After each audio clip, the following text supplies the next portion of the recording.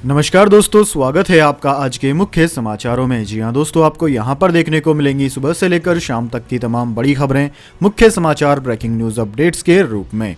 तो दोस्तों, आप सभी लोगों से रिक्वेस्ट है इस वीडियो को ज़्यादा से ज़्यादा लाइक और शेयर करें। तो दोस्तों, सीधे चलते हैं आज की पहली बड़ी खबर की ओर। बिहार से यूपी तक फैला छात्रों का प्रदर्शन, हालात संभालने के लिए रेल मंत्री ने किया बड़ा ऐलान। जी हां दोस्तों, रेलवे भर्ती बोर्ड की परीक्षाओं को लेकर छात्रों का प्रदर्शन बिहार के साथ ही यूपी के कई इलाकों में फैल गया। अभ्यर्थियों ने पटना के साथ यूपी के प्रयागराज में भी प्रदर्शन किया। रेल मंत्री अश्विनी वैष्णव ने अभ्यर्थियों से शांति बरतने और रेलवे की संपत्ति को नुकसान नहीं पहुंचाने की अपील की है। दोस्तों, रेल मंत्री ने दिल्ली में हुई प्रेस वार्ता में कहा कि अभ्यर्थियों के विरोध के मद्देनजर गैर तकनीकी और रेलवे भर्ती बोर्ड के लेवल 1 की परीक्षाओं पर रोक लगा दी गई है। उत्तीर्ण या अनुत्तीर्ण अभ्यर्थियों की सुनवाई के लिए एक समिति का गठन किया गया है। यह समिति रेलवे मंत्रालय को रिपोर्ट सौंपेगी, जिसके बाद अभ्यर्थियों के हित में आगे फैसला लिया जाएगा। दोस्तों, आपकी जानकारी के लिए बता दें, रेलवे की गैर तकनीकी लोकप्रिय श्रेणियों की परीक्षाओं में कथित अनियमितताओं के खिलाफ अभ्यर्थी विरोध प्रदर्शन कर रहे हैं। शुरू में पटना में अभ्यर्थियों ने परीक्षा के खिलाफ प्रदर्शन शुरू किया। उसके बाद यह प्रदर्शन बिहार के विभिन्न हिस्सों तक, यूपी के प्रयागराज तक फैल गया। इस दौरान हालात संभालने के लिए पुलिस ने कई अभ्यर्थियों पर लाठीचार्ज भी किया, जिससे हालात काबू में आने के बजाय और बिगड़ गए। अभ्यर्थियों ने बुधवार को बिहार में गया रेलवे जंक्शन के आउटर सिग्नल पर खड़ी एमडी ट्रेन के कोच में आग लगा दी, जिससे रेलवे को करोड़ों रुपए का और संपत्ति का नुकसान हो गया। इसके बाद दोस्तों, अगली बड़ी खबर। दिल्ली में कोरोना के 7,498 नए मामले। कल स्कूल खोलने और वीकेंड कर्फ्यू पर होगी चर्चा, पाबंदियों में राहत की है उम्मीद। जी हां दोस्तों, राष्ट्रीय राजधानी दिल्ली में कोरोना के दैनिक आने वाले मामलों में पिछले कुछ दिनों से कमी देखी जा रही है। स्वास्थ्य विभाग की तरफ से शाम के करीब 7 बजे जारी आंकड़ों के मुताबिक पिछले 24 घंटे में 7,498 नए मामले सामने आए और 29 मरीजों की मौत हुई। वहीं इतने ही समय में 11,164 मरीज संक्रमण से उभरे। इस समय संक्रमण दर 10.59% है और 38,315 मरीजों का इलाज शहर में चल रहा है। दोस्तों, आपकी जानकारी के लिए बता दें, दिल्ली के उप मुख्यमंत्री मनीष सिसोदिया ने स्कूलों को फिर से खोले जाने की वकालत की है। उन्होंने बुधवार को कहा कि अगर सभी स्कूल नहीं खोले गए तो बच्चों की एक पीढ़ी पीछे छूट जाएगी। सिसोदिया ने यह टिप्पणी महामारी विज्ञान और लोक नीति विशेषज्ञ चंद्रकांत लहरिया के नेतृत्व में अभिभावकों के प्रतिनिधिमंडल के साथ बैठक के बाद की। इसके बाद दोस्तों, अगली बड़ी खबर। आज हो सकता है पंजाब में कांग्रेस के सीएम फेस का ऐलान, राहुल गांधी कर सकते हैं चौंकाने वाला फैसला। जी हां दोस्तों, कांग्रेस नेता राहुल गांधी आज पंजाब जा रहे हैं। वे यहां पंजाब विधानसभा चुनाव के प्रचार के सिलसिले में पूरे दिन रहने वाले हैं। हालांकि उनकी इस यात्रा से जुड़ा सबसे बड़ा सवाल ये उठ रहा है कि क्या वे पंजाब विधानसभा चुनाव के लिए कांग्रेस की ओर से मुख्यमंत्री पद का प्रत्याशी घोषित करेंगे, ठीक वैसे ही जैसे उन्होंने 2017 में तत्कालीन कांग्रेसी दिग्गज कैप्टन अमरिंदर सिंह को घोषित किया था। इस सवाल के लिहाज से अगर पंजाब प्रदेश कांग्रेस कार्यकर्ताओं की अपेक्षा को देखा जाए तो वो ये है कि मुख्यमंत्री पद का प्रत्याशी घोषित किया जाना चाहिए, ताकि पूरे प्रदेश संगठन की यह स्पष्ट समझ रहे कि वे किसके नेतृत्व में चुनाव में उतर रहे हैं। वहीं राहुल गांधी अब तक लगातार सामूहिक नेतृत्व की बात पर जोर देते रहे हैं। इसके बाद दोस्तों, अगली बड़ी खबर। ट्रैफिक रूल्स, ट्रैफिक नियम तोड़ा तो कट सकता है 1 लाख रुपए से ज्यादा का चालान। वाहन चलाते समय बरतें खास सावधानी। जी हां दोस्तों, वाहन चलाते समय अगर लापरवाही बरतते हैं तो ट्रैफिक पुलिस आपको 1 लाख रुपए का चालान थमा सकती है। इसलिए सड़क पर जिम्मेदारी से वाहन चलाना चाहिए। दोस्तों, ट्रैफिक नियमों का पालन नहीं करने पर नए मोटर व्हीकल एक्ट के तहत आपका 1.41 लाख रुपए से ज्यादा का चालान कट सकता है।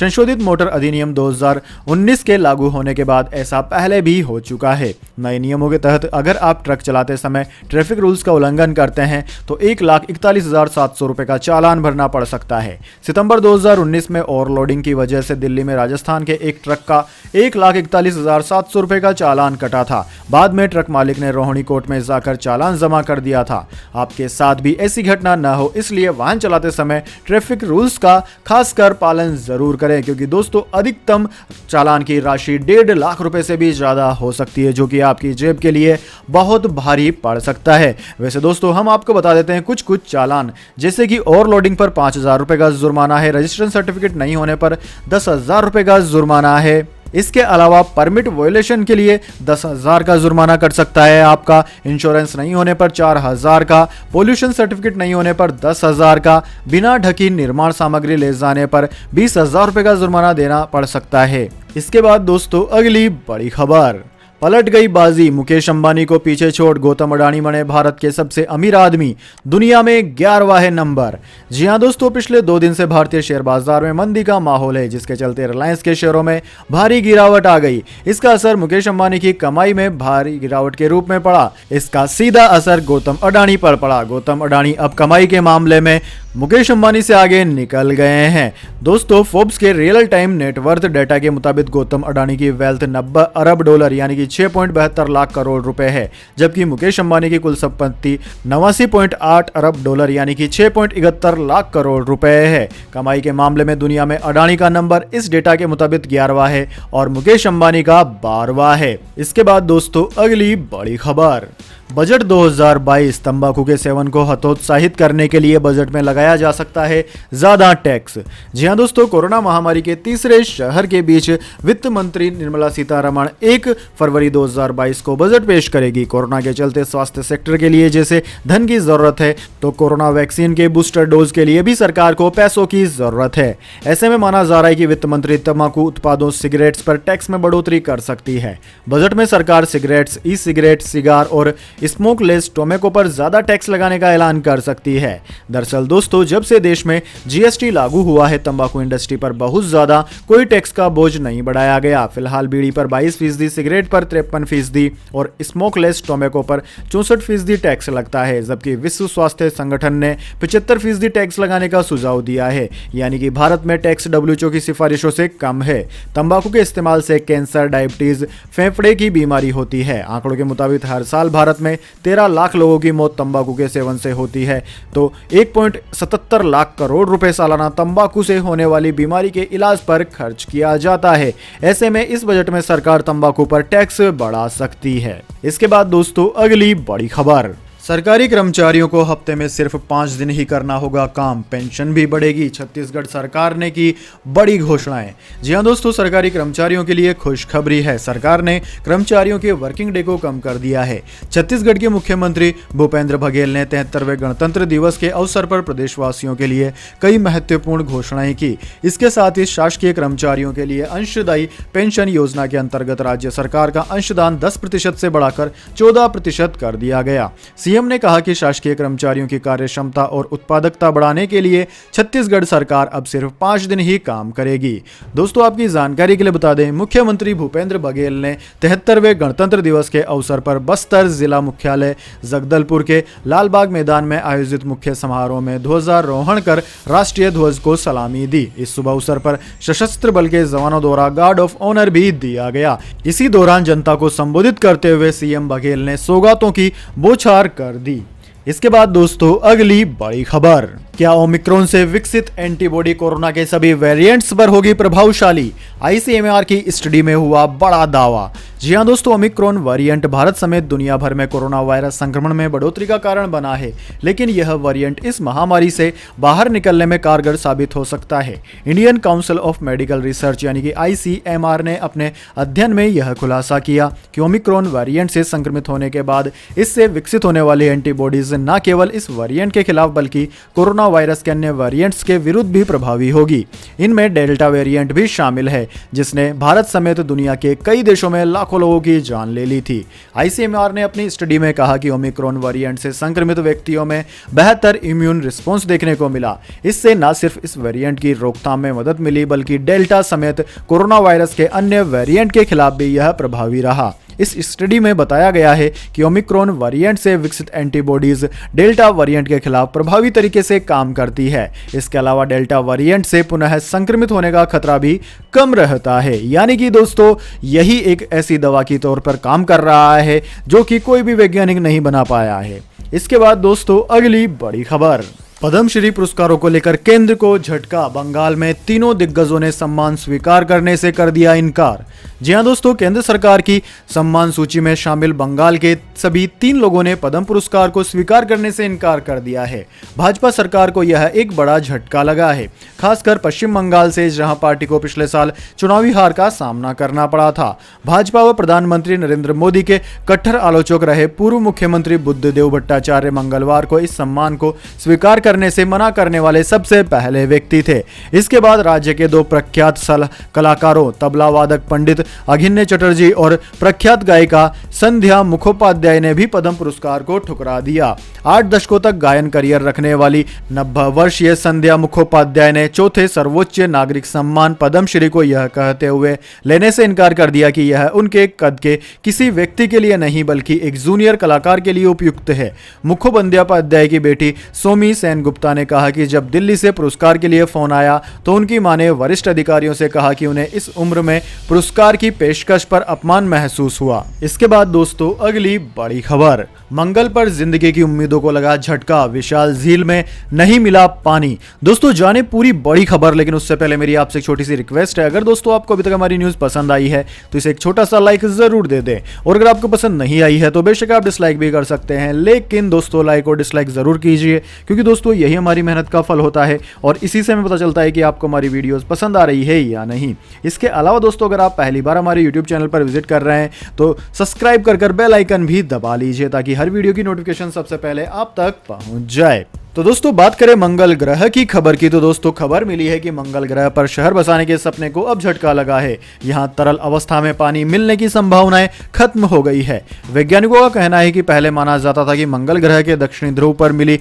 विशाल झील में पानी के विशाल भंडार हो सकते हैं। अब ताजा रिसर्च से पता चला है कि यह पानी होने के धोखे के अलावा कुछ नहीं है। इससे पहले साल 2018 में पानी की तलाश कर रहे वैज्ञानिकों को दक्षिणी ध्रुव की रेडार से की गई जांच में तेज चमक दिखाई पड़ी।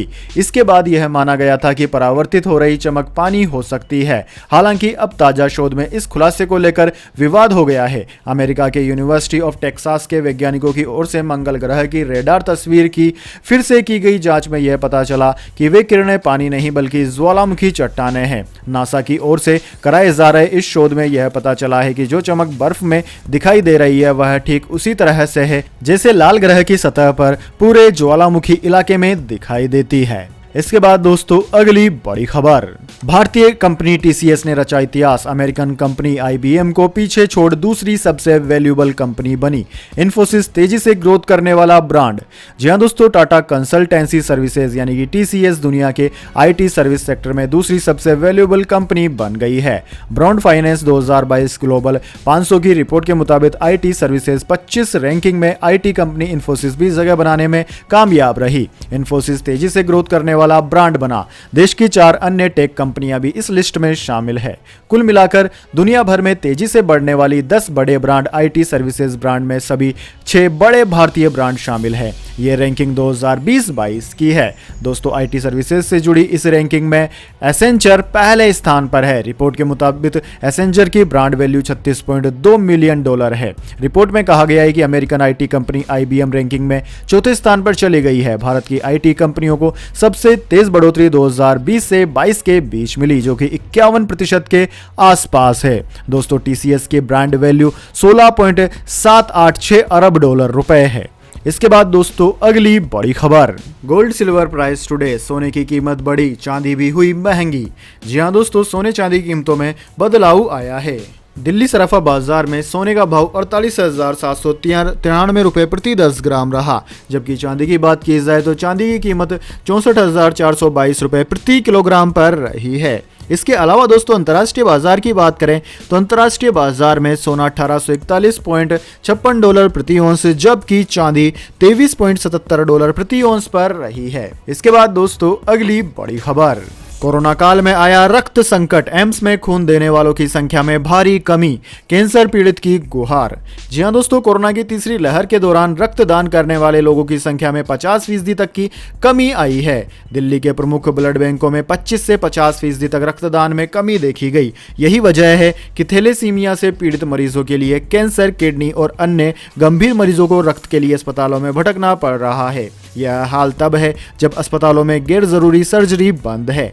दिल्ली के एम्स के मुख्य ब्लड बैंक में काम करने वाले एक अधिकारी के मुताबिक तीसरी लहर के दौरान पिछले 1.5 महीने में रक्तदान करने वाले लोगों की संख्या में करीब 25% तक की कमी आई। एम्स के मुख्य ब्लड बैंक में पहले हर रोज 180 से 190 लोग रक्तदान करते थे, लेकिन अब इनकी संख्या 140 से 150 रह गई है।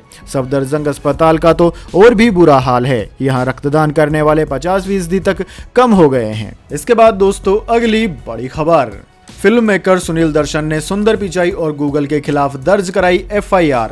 जी हाँ दोस्तों, आपने बिल्कुल सही सुना। फिल्म मेकर सुंदर दर्शन ने YouTube पर अपनी फिल्म एक हसीना थी एक दीवाना था के कॉपीराइट उल्लंघन को रोकने के लिए कानूनी रास्ता अपनाया है। सुनील दर्शन ने आरोप लगाया कि वीडियो प्लेटफॉर्म पर कई यूजर्स उनके विशेष कंटेंट को मोनेटाइज कर रहे हैं, जिससे उन्हें भारी नुकसान हुआ है।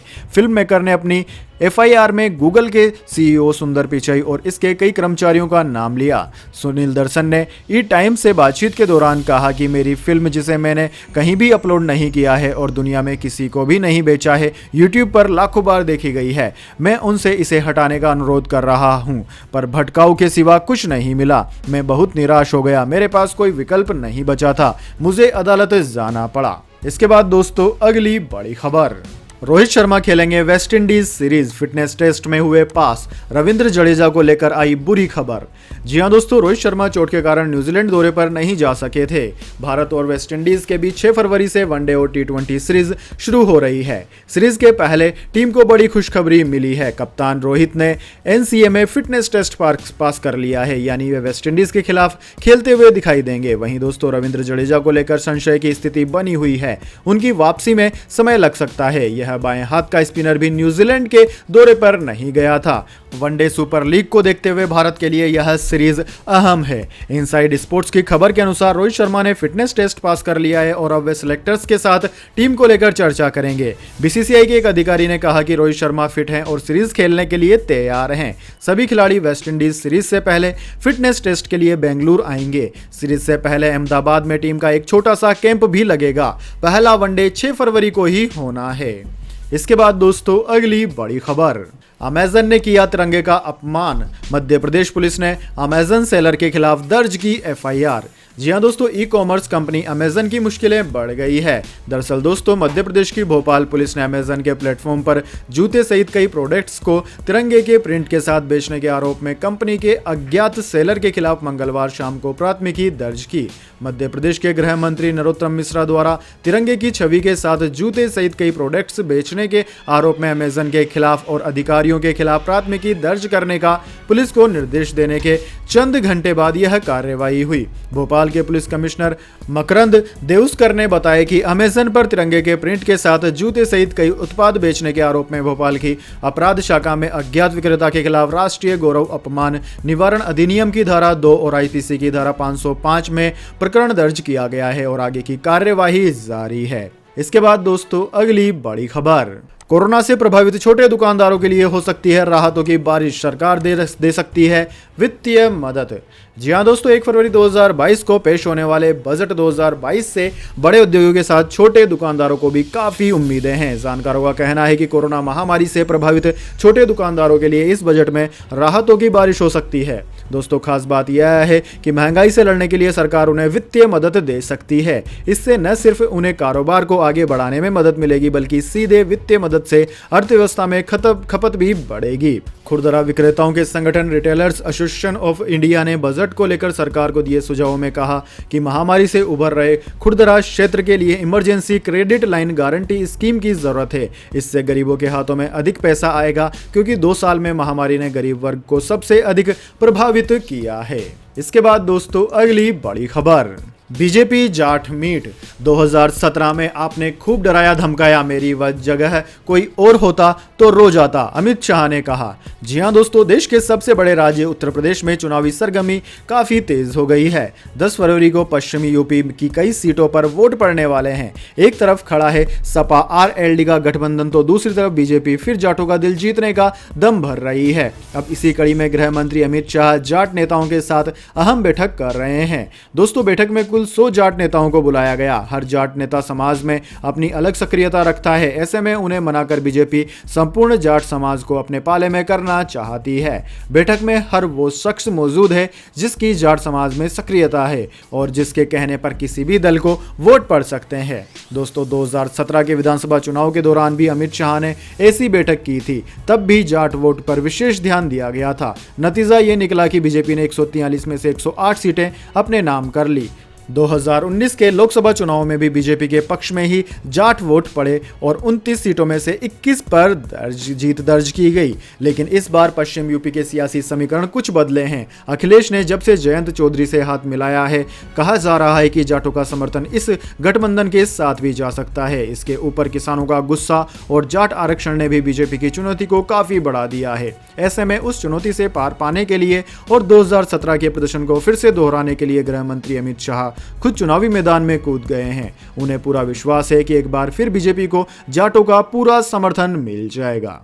तो दोस्तों, यह थी आज की तमाम बड़ी खबरें। इसके बाद दोस्तों अब बारी आती है आज के माइंड क्विज क्वेश्चन की। जी हाँ दोस्तों, एक आसान से सवाल का जवाब देकर आप जीत सकते हैं एक अमेजिंग सरप्राइज गिफ्ट हमारे यूट्यूब चैनल की ओर से। तो दोस्तों, आज का सवाल आपकी स्क्रीन पर आ चुका है। शून्य का आविष्कार कौन से भारतीय विद्वान ने किया था? जी हाँ दोस्तों, अगर आप जानते हैं कि शून्य का आविष्कार करने वाले, शून्य को इन्वेंट करने वाले भारतीय विद्वान का नाम, तो जल्दी से उनका नाम कमेंट बॉक्स में लिख दीजिए। अगर दोस्तों आपका जवाब होता है एकदम सही और आप चले जाते हैं लक्की विजेता के रूप में, तो आपको मिल सकता है एक अमेजिंग सरप्राइज गिफ्ट हमारे यूट्यूब चैनल की ओर से। तो दोस्तों जल्दी से अपना उत्तर कमेंट बॉक्स में लिख दीजिए, वीडियो को लाइक कर लीजिए और चैनल को सब्सक्राइब करके बेल आइकन भी दबा लीजिए। धन्यवाद। वंदे मातरम। जय हिंद, जय भारत।